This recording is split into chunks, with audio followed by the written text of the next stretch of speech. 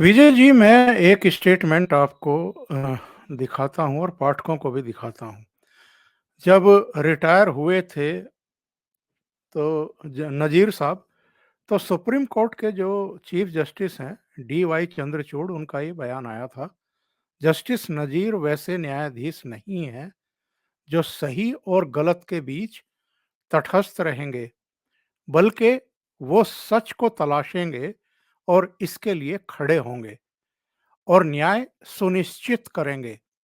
दुर्भाग्यवश मैं उनके समक्ष वकील के तौर पर पेश नहीं हो सका, लेकिन अयोध्या मामले की सुनवाई में मैं उनके साथ पीठ में शामिल था और मैंने महसूस किया कि उनका व्यक्तित्व कितना बड़ा है।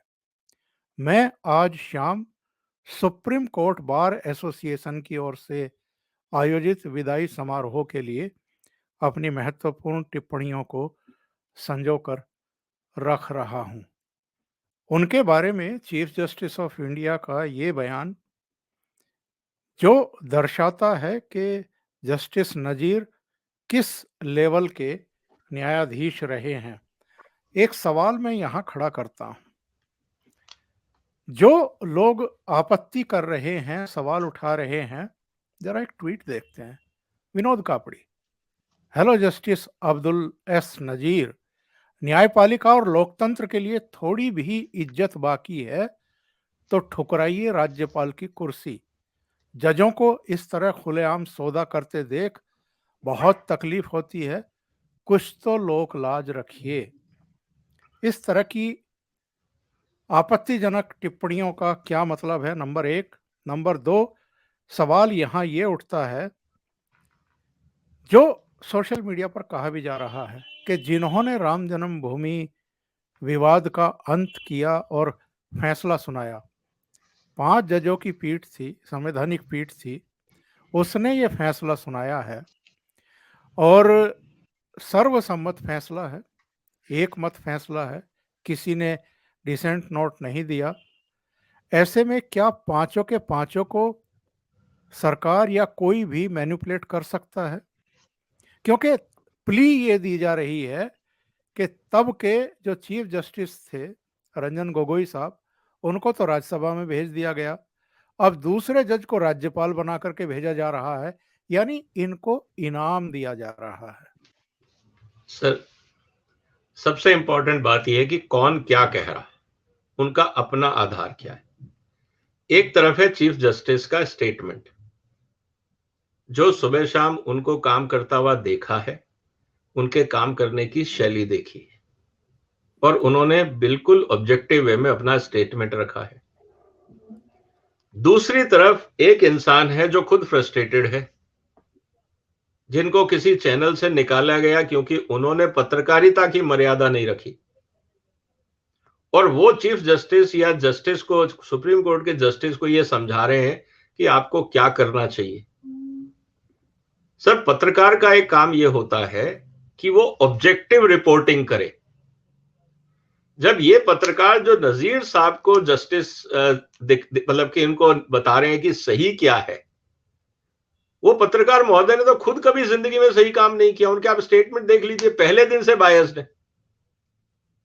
तो ऐसे लोग जिनका खुद का कोई आधार नहीं है, जिनकी कोई खुद की क्रेडिबिलिटी नहीं है, वो इस बात से परेशान और फ्रस्ट्रेटेड है कि उनकी नौकरी चली गई और उनको अब कोई पूछ नहीं रहा। तो क्या वो एक चीफ जस्टिस के या गवर्नर के अपॉइंटमेंट पे, हाँ, अब पान की दुकान पे बैठ के तो पूरे दुनिया में देश, वो सचिन तेंदुलकर को भी एडवाइस करते हैं और मोदी को भी करते हैं। तो क्या पान की दुकान पे बैठे हुए लोग या जिन्होंने अपनी जिंदगी में अपने प्रोफेशनल एथिक्स को कभी नहीं अपनाया, ऐसे लोगों को क्या हम वेटेज दें? और क्या चीफ जस्टिस या जस्टिस को, सुप्रीम कोर्ट के जज को ऐसे लोगों की बात पे ध्यान देना चाहिए? तो सर, ऐसा है कि 140 करोड़ की आबादी में अगर ऐसे 4 करोड़ लोग भी होंगे तो मुझे नहीं लगता उसका कोई मतलब है। हाँ, सोशल मीडिया एक प्लेटफॉर्म जरूर है जहां फ्रस्ट्रेटेड लोग अपने व्यूज रख सकते हैं, इसमें कोई दिक्कत नहीं है। सोशल मीडिया की ब्यूटी ये है कि आप हर समय इंटेलिजेंट बात करें, कोई जरूरी नहीं है। फ्रस्ट्रेटेड लोगों को भी एक आउटलेट चाहिए, संविधान में वो भी गुंजाइश है, राइट ऑफ एक्सप्रेशन उनके लिए भी है, फ्रीडम ऑफ एक्सप्रेशन का राइट उनके लिए भी है, तो वो भी अपने व्यूज रख सकते हैं, तो and we should respect that, वहां प्रॉब्लम नहीं है। लेकिन कितना वेटेज देना है ये हम सबको सोचना है, इंडिविजुअल चॉइस हो सकती है। अब रही बात कि अगर सुप्रीम कोर्ट के चीफ जस्टिस ये कह रहे हैं कि वो किसी का पक्ष नहीं लेते और ऑब्जेक्टिव वे में डिसीजन लेते हैं, तो सर जो तीनों जजमेंट की हमने शुरू में बात करी, चाहे वो ट्रिपल तलाक रहा हो, अयोध्या रही हो, अयोध्या का मुद्दा रहा हो, या डिमोनेटाइजेशन, इन तीनों मुद्दों पे अगर उन्होंने ऑब्जेक्टिव डिसीजन लिया है बेस्ड ऑन फैक्ट्स, तो और क्या चाहिए सर? एक जज से हम और क्या उम्मीद करते हैं? हम यही तो उम्मीद करते हैं कि तथ्यों के आधार पर संविधान की मर्यादाओं में जो सही राष्ट्र हित में और समाज के हित में डिसीजन लिया जाए। अगर मान लीजिए कि चीफ जस्टिस या जो बेंच थी जिसमें नजीर साहब मेंबर थे बार के, अगर वो ये कर लेते कि भाई लटकाए रखो इस मुद्दे को, अयोध्या के मुद्दे को, तो क्या वो न्याय होता? 300 साल और लटका जाता।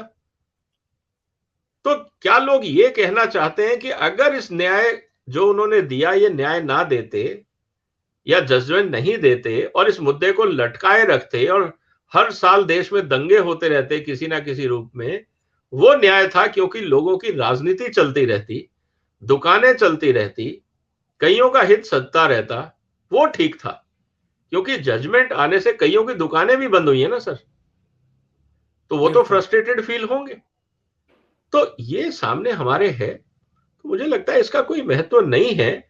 जो डिसीजन है, अगर एक कॉम्पिटेंट आदमी को भारत सरकार ने उनकी सेवाएं लेने के लिए एक महत्वपूर्ण पद पे दिया है, और इंटरेस्टिंग बात क्या है सर, अगर मान लीजिए, अब आप इस स्थिति का एक पॉलिटिकल एंगल भी देखिए, अभी आंध्रा में इलेक्शन होने हैं, अगर वहां पे कोई बीजेपी का नुमाइंदा राज्यपाल होता और आफ्टर इलेक्शन मान लीजिए सिचुएशन ट्रिकी होती, जहां हंग असेंबली की स्थिति होती, लार्जेस्ट पार्टी कुछ और होती, कोलिशन कुछ और होता, इक्वेशन पॉलिटिकल कुछ और होती, और उस समय ये कहा जाता जी देखिए राज्यपाल पक्षपात कर रहा है क्योंकि वो बीजेपी का आदमी है।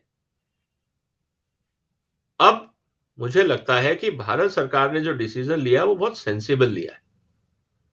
लोगों को ये बहुत इंटरेस्टिंग होगा देखना इलेक्शन के बाद कि अगर ऐसी स्थिति आती है जहां राज्यपाल की भूमिका महत्वपूर्ण हो जाती है, तो क्या लोग न्याय का साथ देंगे या वहां पे भी लोग राजनीति ढूंढेंगे कि अब साहब मुस्लिम स्कॉलर्स भी बीजेपी के साथ जुड़ते जा रहे हैं, क्या ये आर्ग्यूमेंट निकल के आएगा? ये भी एक देखने वाली बात होगी। तो मुझे लगता है कि इस डिसीजन में जो भारत सरकार ने लिया है इसमें कोई गलत नहीं है। एक अगर कॉम्पिटेंट इंसान अपनी सेवाएं देश को देना चाहता है और सही पोजीशन पे देना चाहता है जहां पे उसको संविधान की रक्षा करनी है, गवर्नर का रोल है संविधान की रक्षा करना राज्यों में, और चीफ जस्टिस या जस्टिस जो अभी रिटायर हुए हैं और अगर वो अपनी सेवाएं देना चाहते हैं और भारत सरकार को लगता है कि ये नॉन कॉन्ट्रोवर्शियल पर्सन है जिसके ऊपर कोई किसी तरह का आरोप नहीं है, आज से पहले तो किसी ने आरोप नहीं लगाया था ना नजीर साहब से कि साहब ये बीजेपी के एजेंट हो गए, जब जजमेंट आया था अयोध्या का तब किसी ने आरोप लगाया था? किसी ने आरोप नहीं लगाया। लेकिन जैसे ही उनको गवर्नर बनाया गया ये आरोप शुरू हो गए, तो अब तो आरोप लगाने वालों की कैपेबिलिटी, उनकी नीयत और उनके दिमाग में जो जहर घुला हुआ है ये सामने आ रहा है, हकीकत नहीं है।